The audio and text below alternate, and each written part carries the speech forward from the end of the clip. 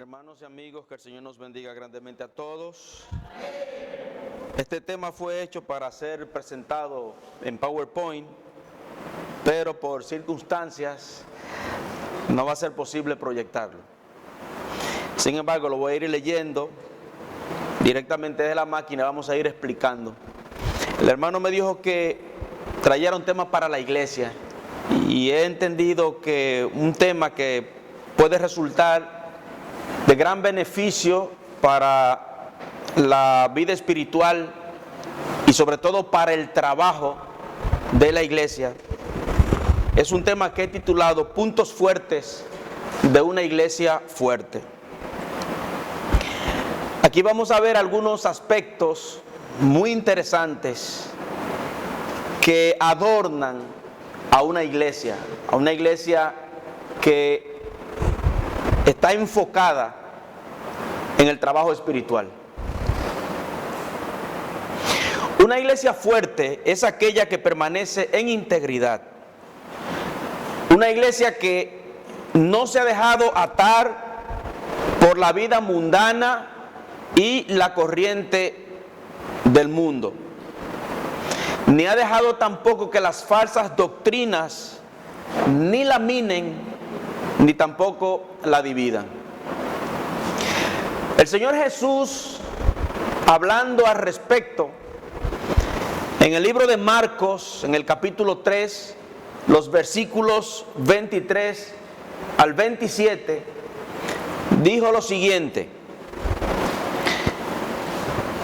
El Señor Jesús, hablando una parábola, preguntó lo siguiente: ¿cómo puede Satanás expulsar a Satanás?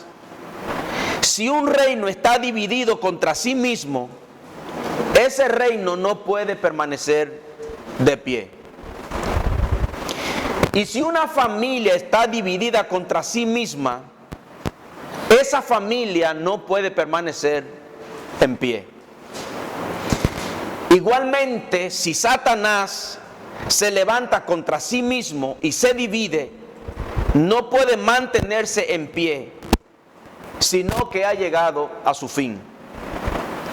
Ahora bien, nadie puede entrar en la casa de alguien fuerte y arrebatarle sus bienes, a menos que primero lo ate. Solo entonces podrá saquear sus bienes. Una iglesia fuerte tiene como propósito crear firmeza y constancia siempre en la obra de Dios.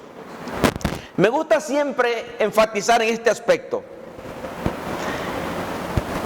Ustedes saben que el ser humano ha dividido según país, según región.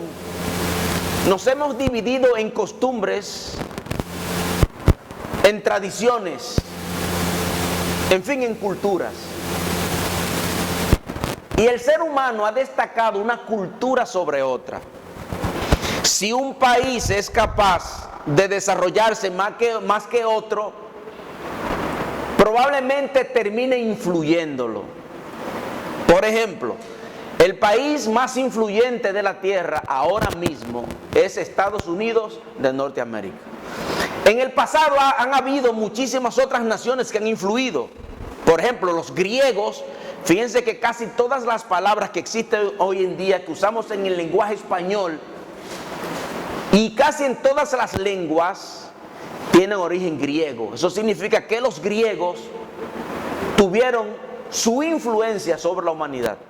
Ahora hay muchísimas palabras que usamos hoy en día que tienen su origen en el inglés, porque estamos siendo influenciados por los Estados Unidos. Por ejemplo, si yo fuera a decir en el lenguaje beisbolero, cuando digo safe, lo digo tan normal que ya no medito que estoy hablando en inglés. Si digo out, estoy hablando en inglés, pero no lo medito tampoco, porque desde que nacimos hemos sido influenciados por ese tipo de lenguaje. Pero lo mismo está pasando con el lenguaje tecnológico. A lo mejor puedo decir un software, y lo digo tan normal, y no me estoy dando cuenta que estoy siendo influenciado por el idioma inglés. Porque Estados Unidos es el país que más influye. Por tanto, se pudiera decir en términos humanos que la cultura estadounidense es más fuerte que la nuestra. Por ejemplo, fíjense que nosotros estamos probablemente dentro de los 5 países del mundo que mejor manejó la pandemia. Dentro de los 5 mejores del mundo que mejor manejó la pandemia. Ahora, ¿por qué nosotros no estamos influenciando a los demás? Bueno, porque somos un país pequeño, enclavado en un rincón del Caribe, con apenas 11 millones de habitantes. ¿Y quién le va a hacer caso a esos pobres e insignificantes seres?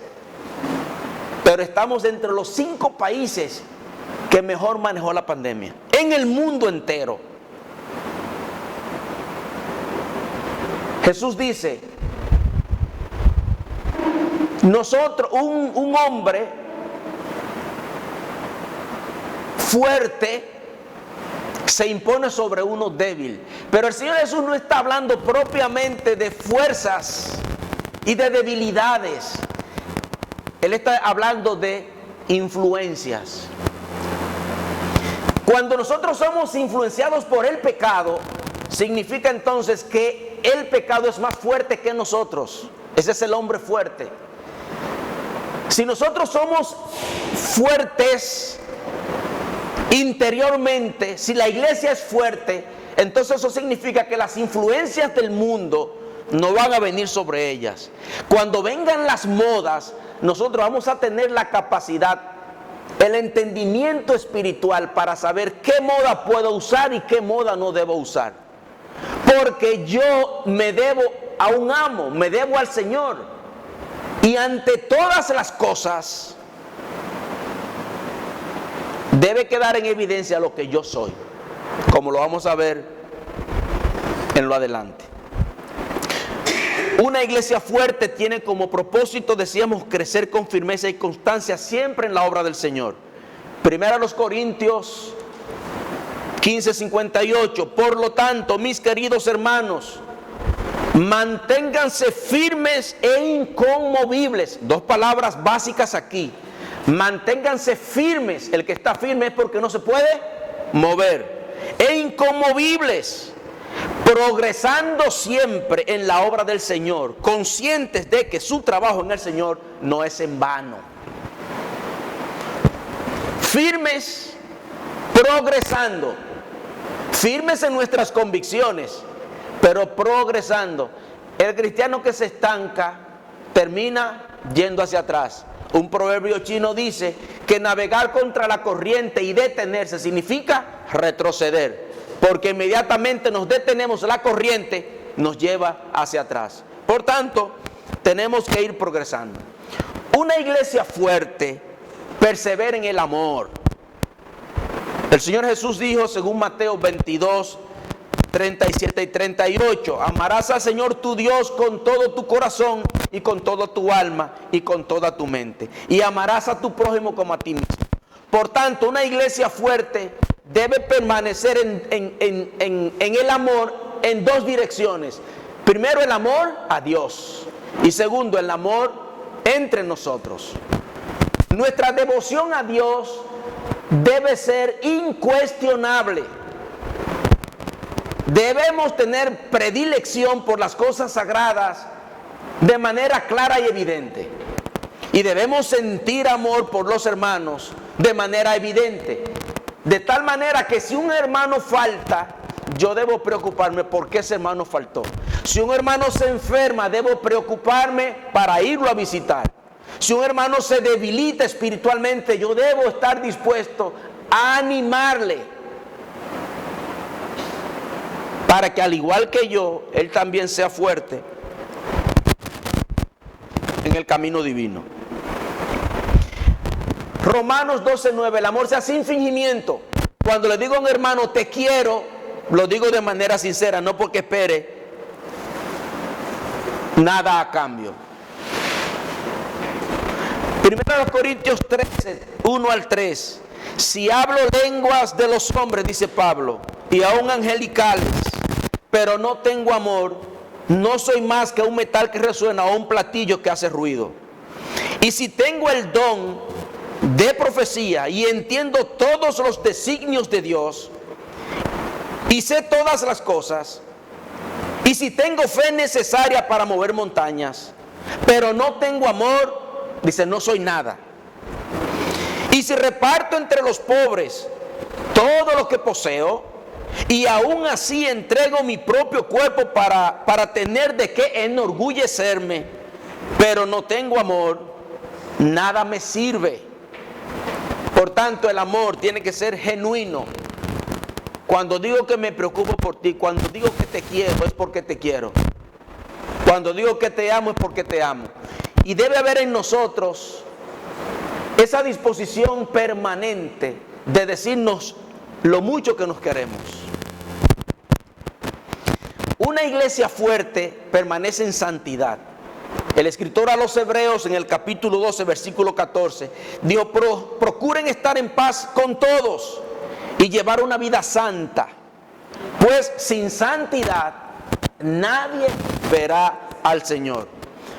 Procuren vivir. Procurar significa esforzarse. No podemos lograr nada si no nos esforzamos. Si no nos esforzamos, no vamos a ser diferentes. Se necesita esforzarse, se necesita poner empeño. Según a los Corintios 7:1 dice Pablo, por tanto, amados, teniendo estas promesas, limpiémonos de toda inmundicia de la carne y del espíritu, perfeccionando la santidad en el temor de Dios, progresando, perfeccionando. Son similares. No me puedo perfeccionar si me estanco, si estoy concentrado siempre en los mismos errores. No puedo progresar. Por tanto, para perfeccionarme en la santidad, yo necesito empeñarme, necesito esforzarme. Primera de Pedro 1:16 dice Pedro, pues la Escritura dice, sean ustedes santos, porque yo soy santo. El Señor da el ejemplo y nosotros lo que tenemos que hacer es imitar ese ejemplo. Por tanto, cuando exijamos a alguien algo, nosotros debemos darlo primero. Primero me pongo yo como ejemplo antes de exigir a los otros. Y eso es lo que el Señor está haciendo. El Señor nos exige que seamos santos, porque Él es santo. ¿Somos santos? Estamos claros en esto, porque yo he oído hermanos decir, no, porque yo no soy ningún santo, no, porque yo no soy ninguna santa. Pero cuando decimos eso es para justificar algo malo que estamos haciendo. Si servimos al Señor, somos santos. Si usted, hermana, sirve al Señor, usted es santa. Hermano, si usted sirve al Señor, usted es santo.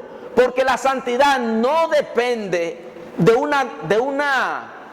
un esfuerzo humano propiamente, sino que depende de la misericordia de Dios, porque somos salvos por gracia, no por esfuerzo humano. Lo único que tenemos que hacer es creer, y el Señor hace lo otro. Creemos, nos arrepentimos, confesamos a Dios y somos bautizados para el perdón de nuestros pecados, y el Señor nos santifica. Por tanto, yo soy santo y ustedes son santos, y sin santidad nadie verá al Señor. Una iglesia fuerte permanece en la sana doctrina. Hechos 2:42. Y eran fieles en conservar la enseñanza de los apóstoles, en compartir lo que tenían, en reunirse para partir el pan y en las oraciones. Fieles en las enseñanzas de los apóstoles, conservaban la enseñanza que los apóstoles recibieron de nuestro Señor. La doctrina del Señor es tan perfecta que la iglesia fue creada hace un poco más de 2000 años. Y nosotros podemos perfectamente ser la misma iglesia de ese primer siglo, de esos primeros tiempos. Lo único que hay que hacer es que sujetarse a la enseñanza de los apóstoles y vamos a tener exactamente la misma iglesia y vamos a tener exactamente el mismo resultado. Según de Timoteo 1:13, sigue el modelo de la sana enseñanza. Sigue el modelo. Ejemplo hay. El que se desvíe porque quiere. Porque las enseñanzas de los apóstoles están ahí bastante claras. Por tanto, ¿qué es lo que tenemos que hacer? Simplemente seguir el modelo. No tenemos que inventar nada. Ya todo está hecho, todo está escrito. Sigan el modelo de la sana enseñanza que de mí has recibido, dice Pablo, y viven la fe en el amor que tenemos gracias a Cristo Jesús. Y luego dice Pablo en Efesios capítulo 4 versículo 14, para que ya no seamos niños fluctuantes, llevados por doquier, por todo viento de doctrina. Los niños son llevados porque el niño no tiene fundamento, pero nosotros ya no somos niños. Y si somos niños aún, porque somos nuevos creyentes, tenemos que crecer, tenemos la responsabilidad de crecer. Es responsabilidad de cada uno crecer. Y es responsabilidad de nuestros hermanos en la fe ayudarnos a crecer. Pero todos tenemos que crecer para que ya no seamos niños fluctuantes, llevados por doquier, por cualquier viento de doctrina. Una iglesia madura persevera en la oración. Dice en 1 Tesalonicenses capítulo 5 versículo 17, orando en todo momento. ¿Cuándo hay que orar? En todo momento. Me levanté, bueno, doy gracias a Dios. Voy a desayunar, doy gracias a Dios. Voy a almorzar, doy gracias a Dios. En todo momento hay que dar gracias a Dios. Hay que estar en comunión, en conversación con el Señor todo el tiempo. No dejen ustedes de orar, dice Pablo a los Efesios, en el capítulo 6, versículo 18. Rueguen y pidan a Dios siempre. ¿Cuándo hay que rogar a Dios? ¿Cuándo hay que pedir? Siempre, dice, guiados por el Espíritu. ¿Por qué guiados por el Espíritu? Porque hay que saber lo que se pide. Hay que saber lo que se pide.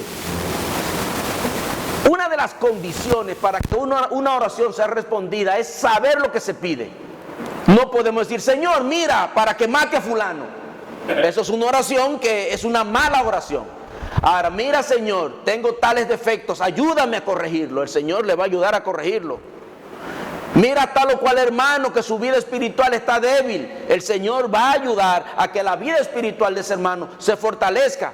Mira tal o cual hermano que está enfermo. El Señor va a ayudar para que ese hermano o hermana sean sanos. Pero hay que saber qué se pide. Por tanto, hay que ser guiados por el Espíritu para pedir. Manténganse alerta, sin desanimarse, y oren por todo el pueblo santo. Mire, la situación que nosotros vivimos no es una situación fácil. No, nosotros estamos como en una guerra espiritual, una guerra contra huestes espirituales de maldad en las regiones celestes. Una guerra que comienza con nosotros mismos, porque tenemos que negarnos a nosotros mismos. Porque mire, cuando vinimos al Señor, o éramos envidiosos, o éramos mentirosos, o éramos adúlteros, o éramos fornicarios, o éramos hechiceros, o todas ellas juntas. Pero vinimos al Señor y el Señor nos quitó todo. Y ahora somos el pueblo santo de Dios. Por tanto, tenemos que orar los unos por los otros para que el Señor nos ayude a poder salir adelante en esta guerra tan cruel que libramos contra huestes espirituales de maldad. Si no, no vamos a poder vencer. Manténganse despiertos, dijo el Señor, y oren. Dice, para que no caigan en tentación. Ahí está la clave. Si no queremos caer en tentación, ¿qué tenemos que hacer? Pero también dice otra cosa: manténganse despiertos o atentos. Velen y oren para que no entren en tentación. Si no, ¿ustedes piensan que vamos a poder vencer al diablo? ¿Ustedes piensan que somos más poderosos que el diablo? No. Si no dependemos del Señor, no hay nada que hacer. Una iglesia fuerte escudriña las Escrituras, se preocupa por estudiar, porque cuando nosotros, miren las cosas que se dan aquí. Cuando yo oro, yo converso con Dios. Cuando yo estudio su palabra, el Señor conversa conmigo. Y entonces, en esa relación de doble vía, se fortalecen nuestras vidas espirituales. Y entonces somos fuertes. El Señor Jesús dijo en Juan 5:39: ustedes estudien con diligencia las Escrituras, porque piensan que en ellas hallan la vida eterna, y son ellas las que dan testimonio de mí. ¿Dónde encontramos el testimonio del Señor? En las Escrituras. Ellas dan testimonio del Señor. Por tanto, tenemos que ser diligentes. Fíjense que los hermanos que menos estudian la Biblia, hay que estar constantemente ayudándolos. Hay que estar detrás de ellos. El hermano que es estudioso de la Biblia ayuda a otros, no lo andan ayudando a él. Entonces todos tenemos que convertirnos en unos servidores y no pensar en que se nos sirva, porque la iglesia no es un hotel de 5 estrellas con todo incluido, donde nosotros simplemente vamos a la recepción, alguien toma nuestras maletas, las lleva a la habitación, nos hacen comida, nos dan agua caliente, nos dan la toalla, nos dan de todo. La iglesia no es eso, es todo lo contrario. La iglesia es como el que los recibe en el hotel y le carga sus maletas. Usted le tiene que cargar las maletas a los otros, porque la iglesia es un reino, pero contrario al reino de los hombres, donde los hombres tienen preponderancia sobre los otros. La iglesia es un reino de servicio, donde nosotros le servimos a los otros. No importa la profesión que yo tenga, no importa la preparación intelectual. Cuando yo vengo a servir a Cristo, yo vengo a servirle a ustedes, y ustedes me vienen a servir a mí. Ese es el reino de Cristo, un reino de servicio. Por tanto, tenemos que tomar bien en cuenta esto. Cuando estudiamos las Escrituras, nos convertimos para ayudar a otros. Los hermanos que están a cargo de la obra no tienen que andar detrás de nosotros. No somos una carga para ellos, somos una ayuda. Debemos todos convertirnos en una ayuda, pero eso se logra estudiando las Escrituras. Cuando usted estudia, usted se inspira, porque usted ve lo que los hermanos hicieron, aún con menos preparación de la que probablemente usted. Dice el profeta Jeremías capítulo 15, versículo 16. Dice: cuando descubrí tus palabras, dice, las devoré. Yo no sé si a alguno le ha pasado, pero ha pasado con muchos hermanos que cuando vinimos al Señor, queríamos en un solo día aprendernos toda la Biblia. ¿A alguno le ha pasado eso? Eso es lo que significa devorar. Hay algunos hermanos que dicen: cuando alguien viene a Cristo y se muestra así, dice, ya yo sé que se va a permanecer en la fe. Cuando tienes insaciable de aprender y pregunta mucho, porque quiere llenarse de la palabra de Dios. Entonces el profeta dice: cuando descubrí tus palabras, dice, las devoré. Son mi gozo y delicia en mi corazón, porque yo llevo tu nombre, oh Señor, Dios de los ejércitos celestiales. ¿Para cuánto es una delicia estudiar la palabra de Dios? ¿Para cuánto es un gozo? Debería ser para todos nosotros igualmente. Una iglesia crecida tiene sentido de pertenencia. O sea, yo me siento parte del cuerpo. Cuando hay una necesidad, yo no me atrinchero en un lado. Eso no es conmigo. No, porque yo siento, debo sentirme responsable. Y usted es responsable de mí. Eso es lo que significa tener sentido de pertenencia. En 1 Corintios capítulo 12, versículo 18 al 21 y el 25, dice Pablo: pero nuestro cuerpo tiene muchas partes, y Dios ha puesto cada parte justo delante de donde Él quiere. Y entonces dice, qué extraño sería el cuerpo si tuviera solo una parte. Efectivamente hay muchas partes, pero un solo cuerpo. El ojo nunca puede decir a la mano, no te necesito. La cabeza tampoco puede decir al pie, no te necesito. Todos ustedes en conjunto son el cuerpo de Cristo, y cada uno de ustedes en particular es parte del cuerpo. ¿Qué es lo que somos nosotros? El cuerpo de Cristo. Y ustedes sabían que somos nosotros guarda el uno del otro. Ustedes recuerdan lo que Caín le preguntó al Señor. ¿Qué le preguntó Caín al Señor? ¿Acaso soy yo guarda de mi hermano? ¿Recuerdan? Pues miren, nosotros somos todos guarda los unos de los otros, por las necesidades de los otros. Si un hermano falta, vuelvo a decir, los demás tienen que preocuparse por qué faltó. Y eso es lo que nos mantiene unidos para sentir que somos partes todos de un mismo cuerpo. Hebreos 10, 23 al 25. Mantengámonos firmes sin titubear en la esperanza que afirmamos, porque se puede confiar en que Dios cumplirá su promesa. Pensemos en manera de motivarnos los unos para con los otros a realizar actos de amor y de buenas acciones. ¿Quiénes se van a motivar? Los unos para con los otros. Y no dejemos de congregarnos como hacen algunos, sino que nos debemos animar unos a otros, sobre todo ahora que el día del Señor está cerca. ¿Qué debemos hacer los unos para con los otros? Dice, animarnos. ¿Está usted animando a su hermano? ¿Se preocupa cuando él no está? ¿Se preocupa cuando él se enferma? ¿Se siente dolido cuando él se siente dolido? ¿Se siente triste cuando él se siente triste?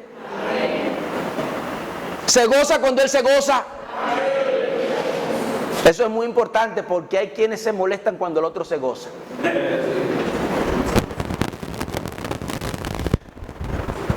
Primero los Corintios 14:40. Pero asegúrense de que todo se haga de forma apropiada y en orden. Hay alguna reflexión o algunas reflexiones que me gustaría que meditáramos. El Señor Jesús dijo, según Mateo 6:33, busquen primeramente el reino de Dios y su justicia, y todas las cosas serán añadidas. ¿Qué es lo primero que tenemos que hacer? Buscar el reino de Dios. Hay que buscar primero. Y entonces descuidan el reino de Dios. Hay que buscar primeramente el reino de Dios, y el Señor añadirá esas cosas que faltan. Algunas cosas para meditar. Me llenan las reuniones de la iglesia. Cuando vengo, todos nosotros tenemos necesidades espirituales. Cuando vengo, esas necesidades son satisfechas. Me voy lleno lleno mi tanque cuando vengo a las reuniones. ¿Qué hago cuando algo interfiere con el servicio a Dios?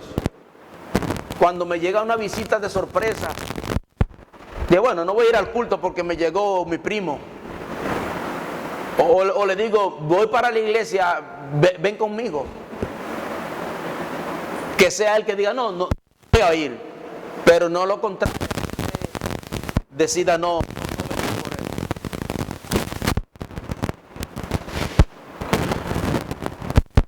¿Por qué se me hace tarde cuando voy a las reuniones? Soy de los que dice oye, ya faltan 10 minutos para ir al culto.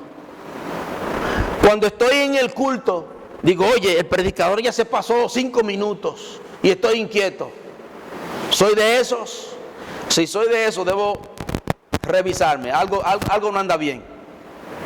¿Qué tan buena es mi disposición cuando soy comisionado para hacer una labor espiritual? ¿Cuántos pueden visitar al hermano Juan que está enfermo? Y yo levanto la mano. Deberá levantar la mano para decir que puedo. Pues a veces los hermanos levantan la mano. No me están preguntando si usted no puede, sino cuántos pueden. Entonces, ¿cómo está mi disposición para el trabajo espiritual? ¿Qué tan alto es mi sentido de reverencia una vez comienza la adoración? ¿Soy de los que anda pasillando y ando hablando con el compañero y se me olvida que estoy en el culto a Dios? Esas son cosas que debemos reflexionar. Una iglesia madura, evangélica, una iglesia madura siempre no anda por ahí de manera indiferente. No le importa si la gente se salva o se pierde. No, una iglesia madura se preocupa por esto. El Señor Jesús dijo para todos nosotros: el Señor me ha dado la autoridad en el cielo y en la tierra. Vayan pues a las gentes de todas las naciones y háganlas mis discípulos, bautizándolas en el nombre del Padre, del Hijo y del Espíritu Santo. Enseñen a los nuevos discípulos a obedecer todos los mandatos que les he dado. Y tengan por seguro esto, que estaré con ustedes siempre hasta el fin de los tiempos.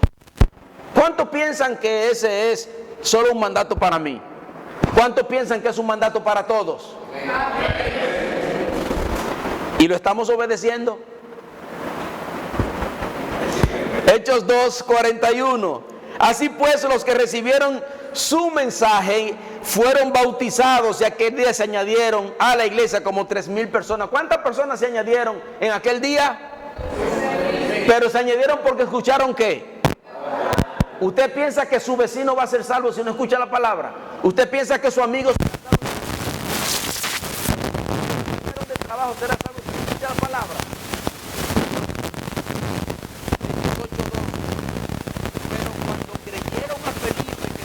Las buenas nuevas del reino de Dios y el nombre de Jesús, tanto hombres como mujeres fueron bautizados. ¿Por qué se bautizaron? Porque escucharon la palabra de Dios, nada sin escuchar. Hechos 16, 14 y 15. Entonces una mujer llamada Lidia, vendedora de púrpura de la ciudad de Tiatira, que adoraba a Dios, estaba oyendo, y el Señor abrió el corazón de ella para que estuviese atenta a lo que Pablo decía. El Señor, ¿qué hizo el Señor? Abrió el corazón. ¿Por qué lo abrió? Porque estaba escuchando. Romanos 10:14. Pero ¿cómo van a invocarlo si no han creído en Él? ¿Y cómo van a creer en Él si no han oído hablar de Él? ¿Y cómo van a oír si no hay quien les anuncie? ¿Pueden oír si no hay quien les hable? ¿Pueden creer si no escuchan el mensaje? ¿Recuerdan ustedes el encuentro de Felipe con el eunuco? Dice que él estaba leyendo y él se le acercó y le preguntó: ¿entiendes lo que lee? ¿Cómo voy a entender si no hay? Por tanto, necesita un quién, y ese quién eres tú el quién, soy yo el quién. Si no existe el quién, entonces todas esas almas se van a perder. Por tanto, es nuestra responsabilidad hablarle a cuantos sea posible hablar. La iglesia, en sentido general, las congregaciones locales, la iglesia está compuesta por congregaciones locales. Y esas congregaciones locales deben hacer programa de evangelización.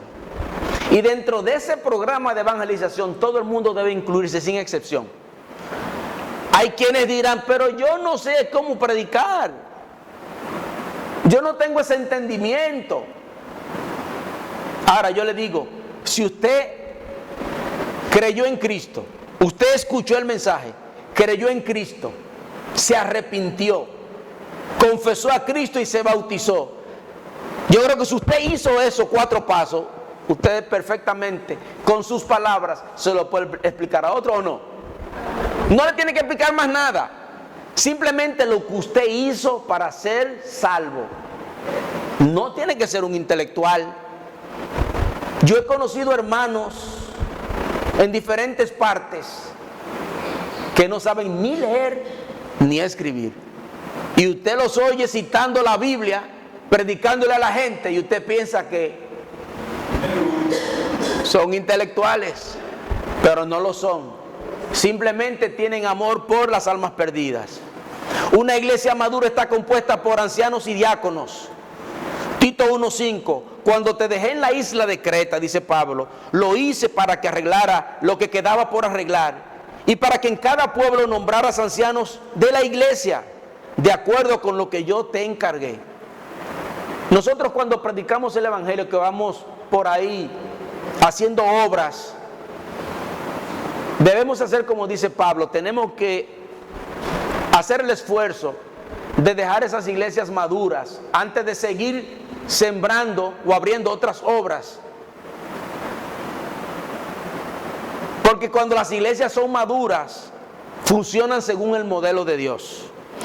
Fíjense que el 90% de las congregaciones, y si no es así me lo dicen, el 90% de las congregaciones no tienen ni ancianos ni diáconos. Eso significa que la mayoría de las congregaciones aún son inmaduras con respecto al modelo bíblico. Entonces, todas las congregaciones debemos aspirar a tener ancianos y diáconos, porque ese es el modelo divino. Dice Pablo a Timoteo, 1 Timoteo 3:1, la siguiente declaración es digna de confianza. Si alguno aspira a ocupar el ministerio de anciano en la iglesia, desea una posición honorable, hay que quererlo. Pero quererlo no significa, yo quiero, no es eso. Es que usted se preocupe por las necesidades de la grey, por las necesidades de sus hermanos, de manera natural. Porque esa es la función de los pastores, preocuparse por las necesidades de los hermanos. Eso es lo que significa anhelar. O si usted se preocupa por las cosas, hay hermanos que son muy observadores y dicen, mire, el reloj se detuvo, hasta de eso se fijan. ¿Qué le falta al reloj? Bueno, le falta una pila, ellos van y la compran. O le dicen a los hermanos encargados de la obra, mire, el reloj se detuvo, para que me dé dinero para comprar unas pilas. O necesitamos, están haciendo falta tantas sillas, etcétera, etcétera. Que se preocupan por cosas que no son directamente espirituales, pero que tienen que ver con la iglesia. Entonces estamos hablando de gente que anhela el diaconado. Hechos 14, 21 al 23. Después de anunciar la buena noticia en Derbe, donde ganaron muchos creyentes, volvieron a Listra y a Iconio y a Antioquía. En estos lugares animaron a los creyentes y recomendándoles que siguieran firmes en la fe, les dijeron que para entrar en el reino de Dios hay que sufrir muchas aflicciones. También nombraron ancianos en cada iglesia y después de orar y ayunar los encomendaron al Señor en quien habían creído. ¿Qué nombraron? Y ancianos. Hechos 6, 2 y 3. Los 12 apóstoles reunieron a todos los creyentes y le dijeron, no está bien que nosotros dejemos de anunciar el mensaje de Dios para dedicarnos a la administración. Así que, hermanos, busquen de entre ustedes 7 hombres de confianza, entendidos y llenos del Espíritu Santo, para que se encarguen de estos trabajos. Aquí nacen entonces los diáconos. Y entre esos dos ministerios conforman el gobierno de la iglesia local. Los ancianos, que deben ser más de 2, y los diáconos, que deben ser más de 2. No hay límite, todo depende de las necesidades de la iglesia, de cuántos hermanos tengan estas características para ser elegidos por la iglesia como sus ancianos y sus diáconos. En conclusión, una iglesia madura persevera en el amor, en la santidad, en la sana doctrina, en la oración. Se preocupa por escudriñar las escrituras para poder crecer. Tiene sentido de pertenencia, sabe que somos el pueblo de Dios y que todos en particular, aunque seamos un miembro sencillo, somos necesarios, y que si dejamos de hacer nuestra función, el cuerpo no va a funcionar como debe funcionar. Una iglesia madura se preocupa por evangelizar, porque las almas se están perdiendo y necesitamos que esas almas se salven como nosotros estamos salvos. Una iglesia madura está compuesta por ancianos y diáconos, y ese constituye su gobierno local. Hermanos, espero que haya sido de edificación lo que les he dicho. Lo he hecho de manera acelerada por el poco tiempo que me asignaron, pero espero que, aunque fue un poco acelerado, haya cumplido su propósito. Que el Señor nos bendiga.